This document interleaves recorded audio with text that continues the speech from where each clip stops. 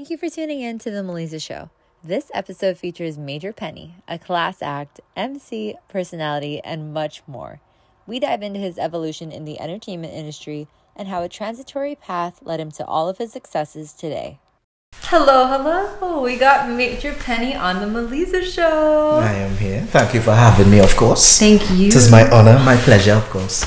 We literally spoke about this, last summer, 6 months ago? Yeah, less than a year ago, we had this conversation in a vehicle. Yes. Was what, after some event? Or was it before I think it was before. Yeah, something. We were going somewhere. I don't know. Can't remember. Something. But it was like, hey, are you down? You're like, yeah, exactly. So it's happy to see this all come to fruition, basically. No, honestly. Put some action behind those words. Yeah, exactly. And especially because you're not here frequently. Exactly. But when you are... You know, it's always a celebration every time we link up. Exactly, right? But, thank you again. This is about you today, and I just want to get an idea of exactly your journey, how you got started, get into Carnival, and everything that we've been talking about. Oh, okay. So it's going to be, me too. It's going to be a little lengthy, but talk to me more about your journey and how you got started. All right, where do I even begin with this entire story? I think for me, is a bit different because entertainment wasn't something I initially intended in, being a part of, basically. Doors happened to open in this direction, and I think me being the adventurous person I am, every time I saw the opportunity, I was like, all right, why not? I'll try something. So radio was the first step, and I was like, all right, cool, I'll try it. I did that for a year, and then before that, I was doing events all the time, event management. And at one of my events, a DJ at the point in time, his MC or his mic man or his hype man wasn't there. Okay. So everybody was like, okay, you were on radio for a year. You should be able to, be a good MC. I was like, I never did this at no point in my life, you know what I mean? So they were like, well, just try it. And I did. Some people found it to be good. Apparently, your friends would always gas you up and make sure you continue. Looking back at some things from back then, I definitely wasn't it was green, as we like to say. I was very young, and you could hear the inexperience in my voice and my tones and everything like that. But funny enough, I guess this is where I was meant to be someone, because that led from just some very small stages back at home in my own events to, I guess, now being here in Toronto with you, preparing to be on different stages, and from the UK to US to Mexico to how many other different places. It's so strange, but I'm grateful for the fact that I was courageous enough to at least take up the opportunities and make those steps. And I think that was as brief as I could make it. How we ended up here today and how I ended up Major Penny. Incredible. And you talked about that journey from where you were to where you are now. It's clear that you shut down the place whenever you're on stage. I do try, No, you do it. You really do it, because we recognize your voice. We feel the energy when you're on there, and you just read the crowd in that way. And I just want to understand how Major Penny became that name. How did Penny come about? Because I know you have major events. You have major that's a brand in itself. Talk to me about the discovery on your branding. So for me, I think everything was a bit organic. The other day, literally last year, I was trying to figure out what was the point that I decided to go with the name Major Penny. Now, there are things that drew me to it or brought me to that conclusion, which was the fact that my dad's name, he was actually Major Penny in our local regiment back at home. So he was in the army and he reached the rank of major, and he was the actual Major Penny, right? But I used to fashion everything my dad used to do. So I guess at some point when trying to find a stage name, I just went with Major Penny. I do not remember that specific day where I was like, call me Major Penny, and that's what I don't. I genuinely cannot remember that day. It's just someday I really stopped. I was like, when did that happen? But I ran with it from that point in time. And I guess the vibe of who I am was naturally who I always was. To me, I just here being my most authentic self. And for some reason, people happen to take to that. Now, I don't know why. Even since I was younger in school days, I always had this random and rare ability to make people listen to me and do the strange things I ask them or tell them to do. Okay. It was a very weird ability. I have no idea why people would do it, but trendsetter. I don't know. I guess it's just energy. Yes. And to me, I think, as you mentioned, for some reason my energy would transcend in a room or amongst people, and I guess I'm grateful for having that capability, I should say. So I guess on stage is just me. I like to sell good vibes, good energy. That's just me. I like to try to brighten up the room. Since I was young, I always liked to be the person to dance or sing and make sure everybody was happy and laugh and have a good time. So I think being on stage, and that's the high for me, right? Being on stage is one way to make a lot of people happy at the same time. Like, you know, if I have a real good set, I don't feel comfortable unless that one person who in the corner with their face twists up. Yeah. If I don't get that person to really enjoy themselves, I didn't fully do. Like, I have to get everybody to have a good time, and that's usually my goal when I hit a stage, to try my best to make the majority of people just enjoy themselves. Yeah. I want to backtrack a little. You mentioned your father being a part of your inspiration as well. Right. And would you say your family had, like, you know, supported you throughout this journey, or were they kind of questioning where you wanted to get into? Yeah. How did that go about? So I am the last child. Okay. So I am the spoiled child. I am the baby. How many? Right? Out of three. So I have a brother and a sister. Yeah. Right? Who I grew up with my entire life. So everybody from mommy, daddy, my sister, and my brother, I am clearly the baby if you see our family dynamic, right? Yeah. So from my sister, from my brother, and then I would even include my brother-in-law, so my sister's husband. They have all been there in terms of advice, support, anything I needed, especially my brother. Because my brother was the one I was closest to, because we're the closest in age as well. He's 3 years older than I am. My mother, it was a little back and forth with mommy, right? Because mommy wanted the traditional. Originally, mommy wanted me to be a doctor. At some point in school, I wanted to be an architect or a footballer. I think every young man in the Caribbean, once he plays football, aspired to become, you know, a professional footballer at some point in time. I mean, you are an experienced architect. Yeah, right. So that's basically it. So I think. When I kind of strayed from school, I wouldn't say straight from school because I finished everything I had to do, but when I decided to go along the event management route or the entertainment route, mommy wasn't so accepting of it at the point in time, because it was strange that she did not understand entertainment. So how could she guide me? How could she correct me? How could she properly support me in a field that she doesn't understand? Now, when I was younger, I did not see it that way, because I just saw it as she fighting me down, as we would say. Nah, she don't understand, she don't get me, she just fighting me down. But you know, as I grew in age and look back at the situation, I was like, okay, now I understand what was her hesitancy in that time, you know. So but she did support me, even though she didn't understand. My mother would never not do her motherly duties or anything that, you know, could help me in terms of, if I'm sick, the first person I would run to is mommy. She would, you know, just make all her little concoctions soup, and baby me all the way down the soup, the this, that, it works. That's what I'd run to mommy first. My dad, when he was alive, yes, he was very supportive. In his own capacity, he wasn't always around. He had a lot of his own stuff to do. My parents divorced at a point in time, and we stayed with my mother for most of it. So I guess when he could have been there, he was there, and I could always call and I would have his support regardless. But my driving force is my brother, who is also to this day a part of my management as well. That's amazing. You know what? I remember you actually, where were we? I think Rebel at one of these events. You're like, oh, I just had to show my brother like who we're with. Nah,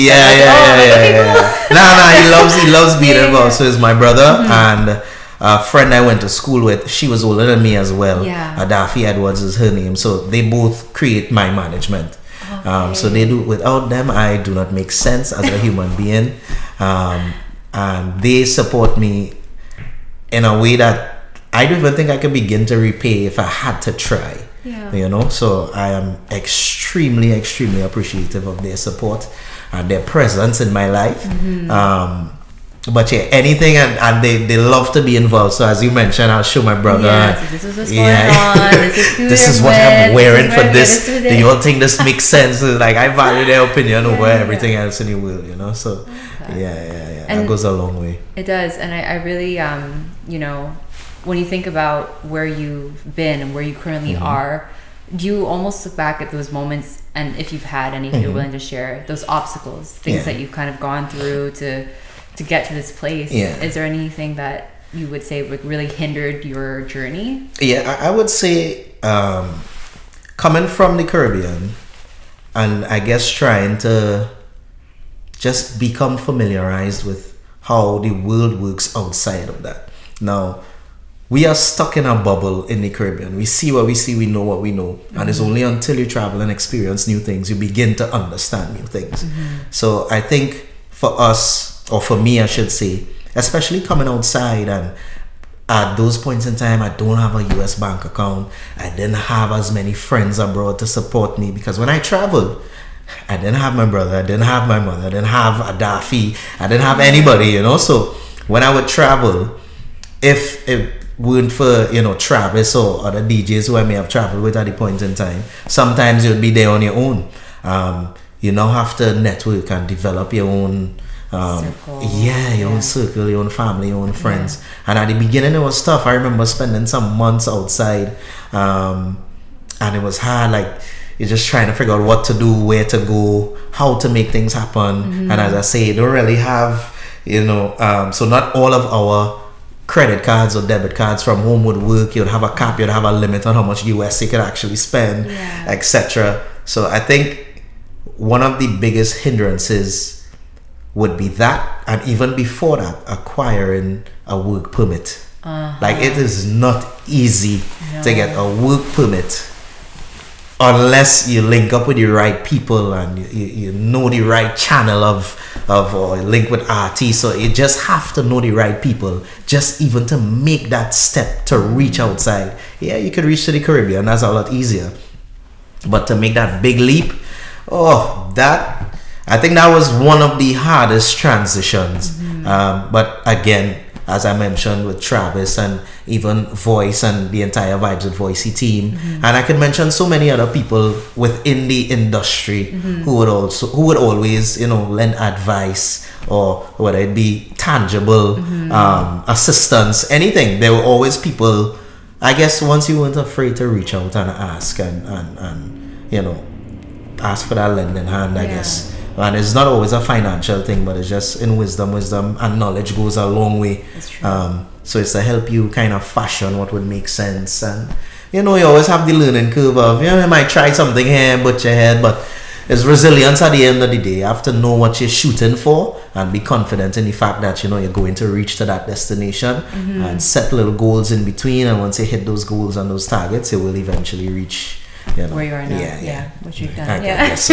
I know it always feels like this uphill climb continuously, and it's just never ending, because you have other big goals and aspirations, and it just never ends. You mentioned working with different teams, and I know you are obviously very involved in your own craft, such as, you know, Juve Jumbies. You've got there's so much on your plate, Island Crash, all of those things. Like, talk to me about how you crafted all of this to then make it become your own. So I think that was another difficult part, actually, because I was always somebody who, I guess, juggled a few things at the same time. So at one point it was radio/television, because I was with Guardian Media Limited for some time, and then, you know, I had my own thing going on with the MC hype man thing, but then I hosted a lot of events, as, you know, I would go on stage and introduce all the acts, and, or be it weddings or corporate functions at home. And these are events that you threw on your own, like from your or people hiring me to do stuff as well. Okay. Some would be through the event company as well. Got it. Okay. And then, as you mentioned, I did a lot of my own events, so Island Crashers, and then eventually we started Juve Jumbies, which is a Juve band in Carnival, Trinidad Carnival.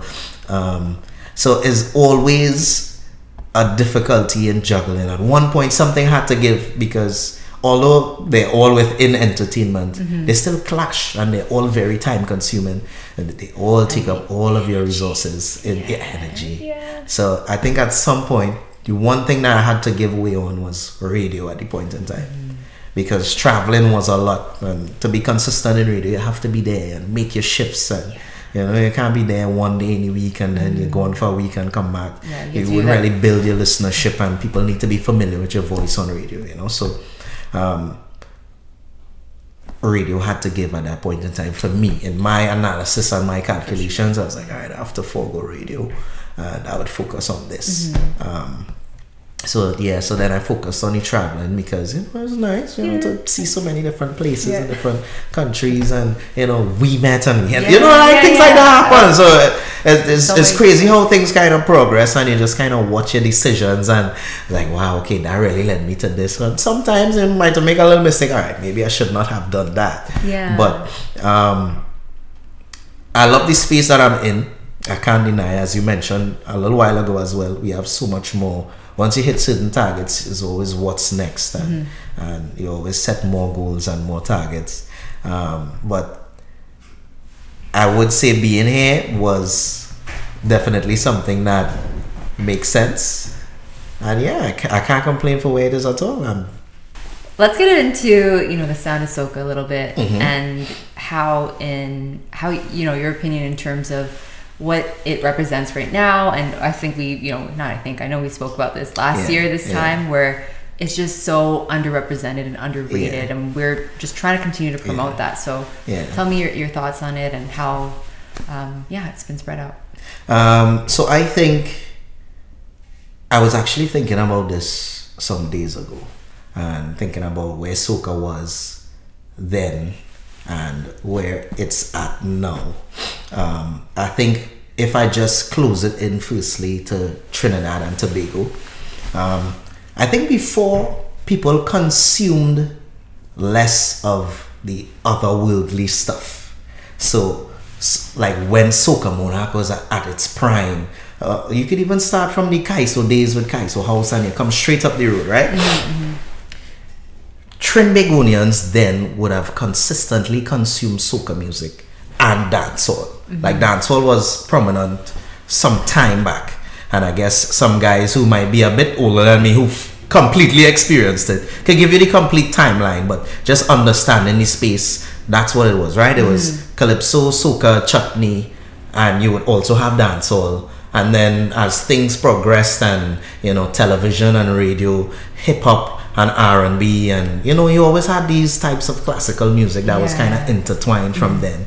And I guess later on, I guess as people got more, I guess, acclimatized to things outside, as people traveled more and we got a bit more as advanced, you know, then you had the Latin music, and then you had Afrobeat, and you know, there's so much that people consume now compared to then. So I think that kind of spreads the diaspora of soca lovers a bit thinner now, because you have people that only consume dancehall music now, you know. But when you go to a fete back then, it was strictly this. Now there are a lot of fetes that kind of implement a little dancehall. Of course, the staples, they don't stand for that.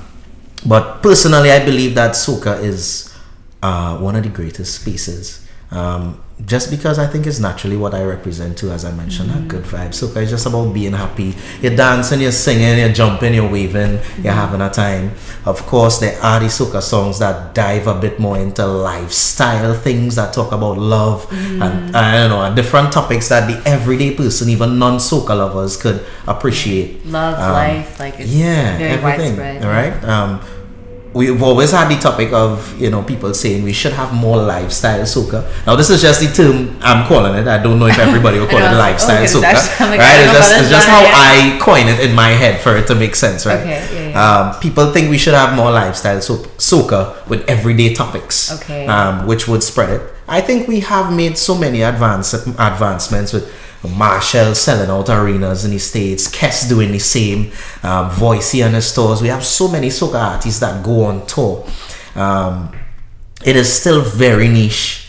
We still have a lot of other genres to compete against. And I think the thing is, every island that has soca they have their own style. So it's not really to say, like in the States when you have hip hop, yeah, you'd have different sounds of it, but it's one unified push that is hip hop music. You know what I mean? Soca, you have, you know, if you go to St. Lucia, you'd have Denry segment, which sounds totally different from how our soca sound. You go to Barbados, they have bashment. Bashment, you know, so everybody has their niche sound, and I think they still, although they all coincide at certain points, everybody still represents their unique niche in an already niche market. So, you know, I think if we, I don't know how it will happen. I'm not sure how this transition would be made, but I just think if every island push to one unified thing, or we find a way to pool everybody, or just make that unified front to push soca music, you know, I believe it can happen, and I believe soca music could take over the world. Because just as Afrobeat is very close, very similar, no matter which genre of soca you represent, there are similar tones in Afrobeat which swept the world. Right?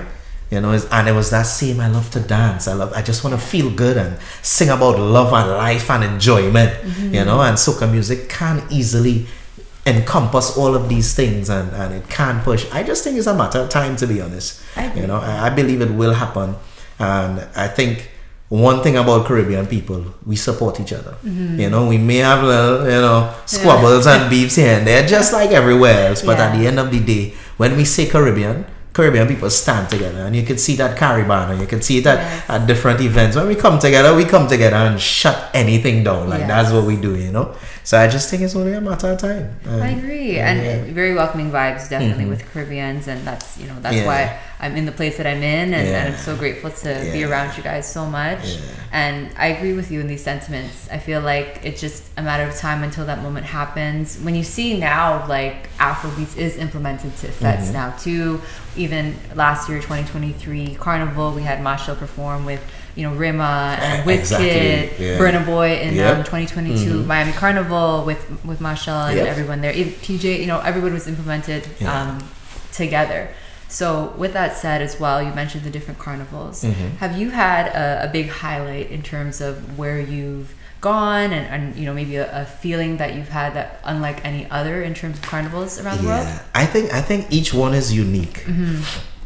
One is to experience the different cultures. Every carnival is different, and there is something new to experience in it, and it's always so, I guess to me, it is always so intriguing to see what these people, or this culture in particular, would gravitate towards, and what makes them experience their high in their own space, you know. And I think especially like coming to Caribana, or going to Miami Carnival or Labor Day in New York, is where you celebrate all diasporas, all islands, all countries, places like that. We all come together for that celebration. In North America as well. Like ones that you just named, like we're in North America, and everyone's here. But so in those spaces, I think it is so crazy, and I genuinely believe it's just that people who are removed from where they're originally from,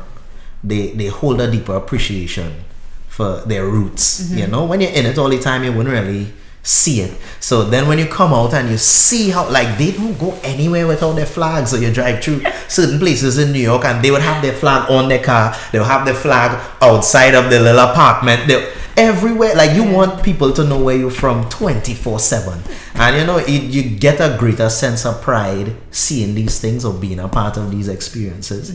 And you know, you just get to know so many people. There's somebody from Dominica there, so you just have so many different people just right here in the same space that represent the same thing, you know. So it's just a prideful thing to be a part of at the same time. And did you have what's it called, a favorite island that you may have had an experience of Carnival? I know you've mentioned a few. Excluding Trinidad and Tobago, because obviously I'll be biased, right? Let's exclude that. The greatest experience I had was Grenada Carnival. Last year was my first time at Grenada Carnival, and Grenada Carnival. Give me a recap. We need to hear everything. Summarize, but you know. Now, Grenada is the land of the jab, right? the original Jab them. Grenada, where to start? I love Grenada because in Grenada, you have to become Grenadian. Right? They accept everybody. But when you're in Grenada, you are Grenadian. They make sure. Yeah. They love soca. But as a DJ, you have to play their soca. Okay. Alright? And they hold on to them so much. And going on the road for their juve, it's not like our juve. Juve in Trinidad now has become very pretty. Alright? We do have traditional bands that hold true to the dressing and the mocking of the slave masters, etc., etc. But Grenada is the epitome of that. Like they still hold true to that, tried and true, and everybody oiled down and the horns and you have the pig heads in the little trolleys or in the prams as they push it along, and who have actual big snake around their neck, and they going down the road, and the rhythms and everybody on the you have to be oiled, like just to immerse yourself in that experience and to see the entirety of Grenada just take part in this. Like from you seeing little babies on the street oil down and thing to granny. Well. Yeah, everybody is involved in this experience. And I think it's so raw, it is so real, and it is so true to who they are. I think that is why I love the experience so much. I became Grenadian for a week. I was there for a week and I went crazy. And it's not the, let me just stand up and be cool and just be reserved and like you come in, you're coming to party. Yeah. You're going on the road, you're going to get dirty.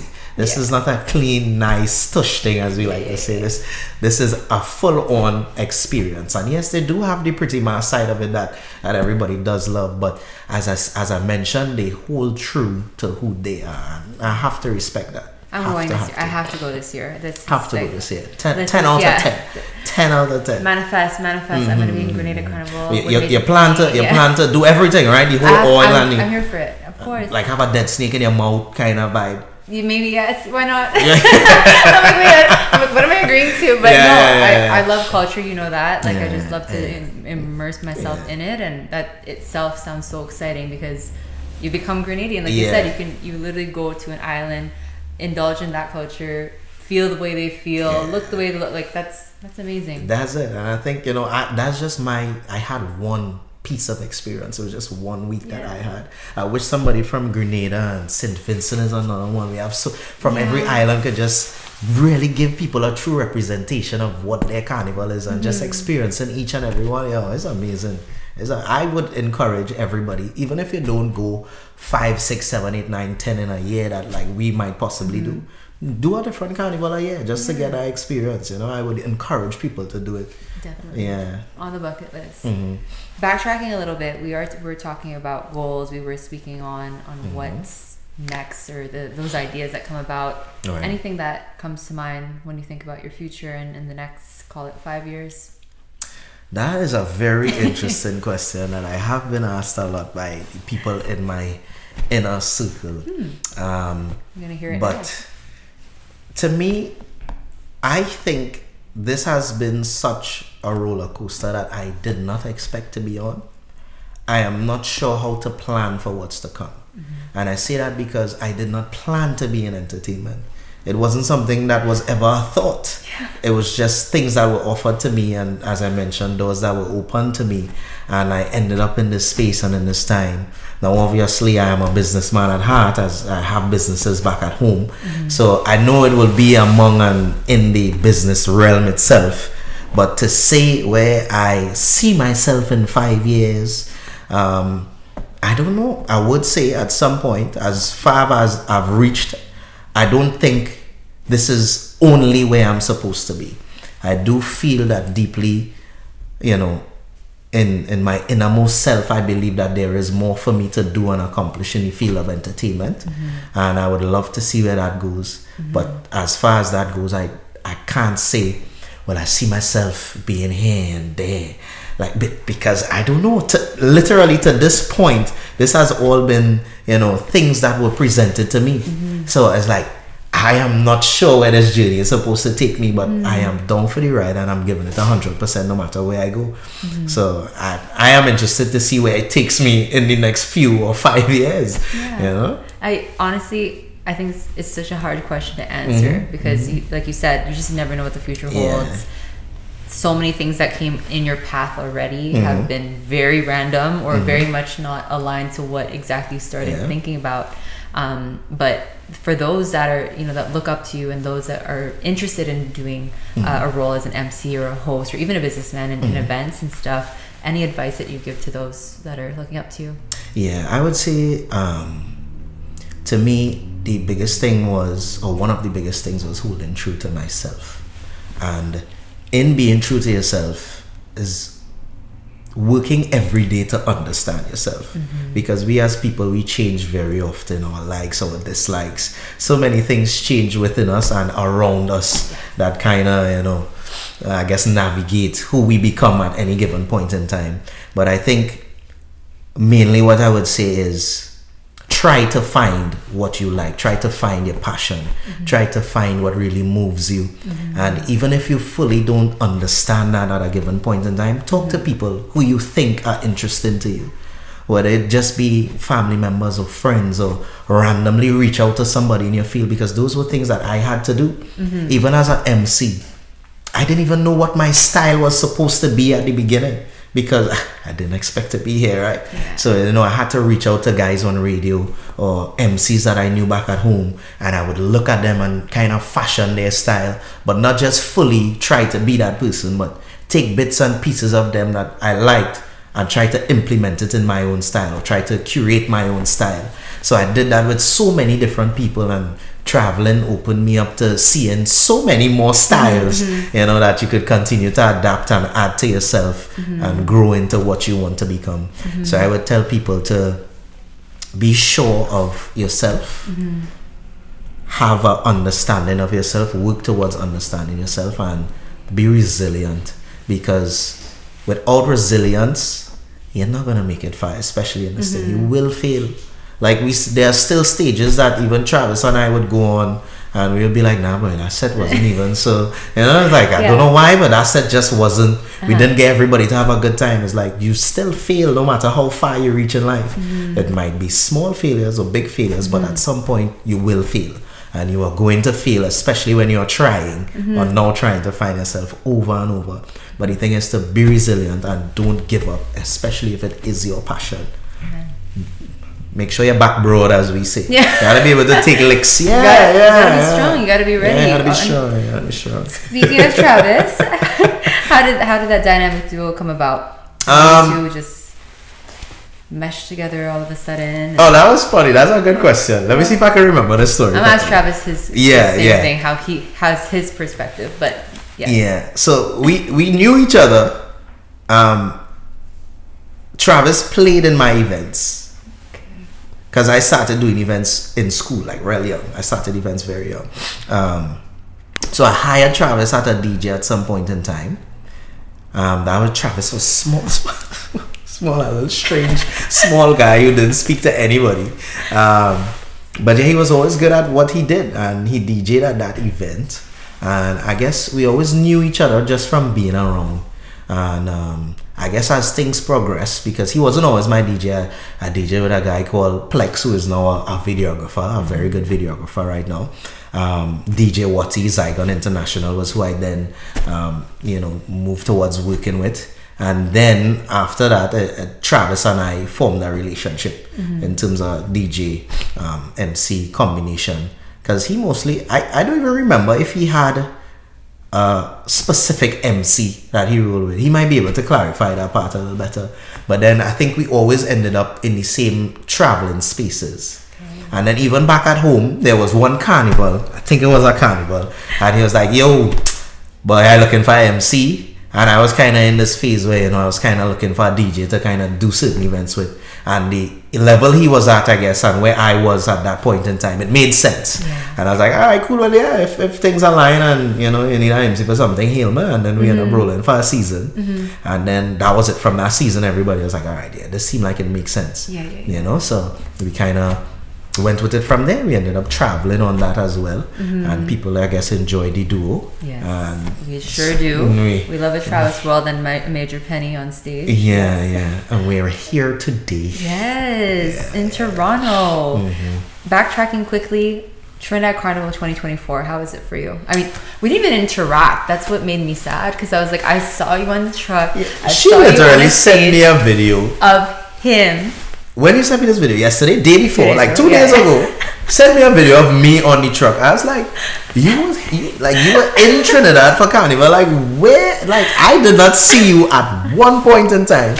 Now, there are a lot of people at Trinidad Carnival, but Trinidad is a very small place, right? Like, and she was in Yuma. You were in Yuma? Yes, and mind you, I saw you all of 2023 in every location. I swear I see you in London on top of a truck. That's crazy. We were both on top of a truck in London when you were in Dirty from Juve, and I do saw you in Cancun. I don't understand. I don't understand. I saw you in Miami. Like, there's...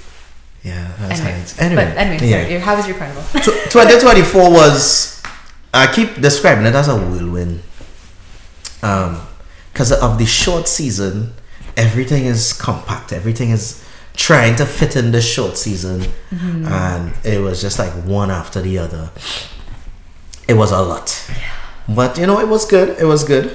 I don't think I have any issues from 2024 other than the fact that everything was just one after the other.